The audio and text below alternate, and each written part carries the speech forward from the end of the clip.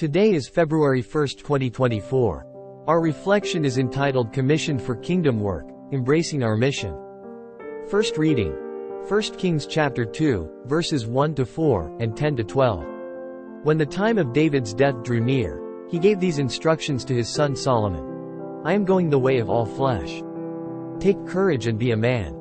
Keep the mandate of the Lord, your God, following his ways and observing his statutes, commands, ordinances, and decrees as they are written in the law of Moses, that you may succeed in whatever you do, wherever you turn, and the Lord may fulfill the promise he made on my behalf when he said, If your sons so conduct themselves that they remain faithful to me with their whole heart and with their whole soul, you shall always have someone of your line on the throne of Israel.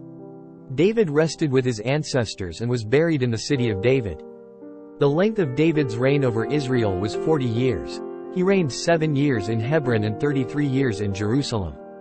Solomon was seated on the throne of his father David, with his sovereignty firmly established. Gospel. Mark chapter 6, verses 7-13. Jesus summoned the 12 and began to send them out 2 by 2 and gave them authority over unclean spirits.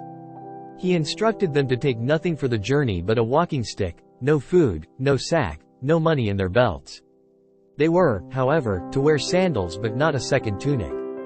He said to them, Wherever you enter a house, stay there until you leave from there.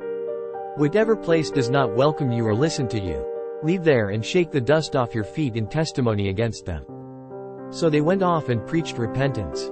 The 12 drove out many demons, and they anointed with oil many who were sick and cured them. The first reading immerses us in the final moments of King David's life as he imparts wisdom and guidance to his son Solomon. David's charge to Solomon is not merely a passing of the torch but a profound call to uphold God's commandments and walk in righteousness. The scene sets the tone for reflecting on the responsibility and purpose inherent in the passing of a spiritual legacy. In the Gospel, Jesus commissions his disciples for a mission. Sending them out 2 by 2, he instructs them to rely on God's providence, to travel light, and to proclaim the message of repentance. The disciples become ambassadors of the kingdom, entrusted with the transformative power of God's love. Both readings underscore the idea of being commissioned for a purpose. David imparts a sacred charge to Solomon, and Jesus sends forth his disciples on a transformative mission. This prompts us to ponder our own calling and mission in the unfolding story of God's kingdom. Today, I will reflect on the concept of mission in my own life.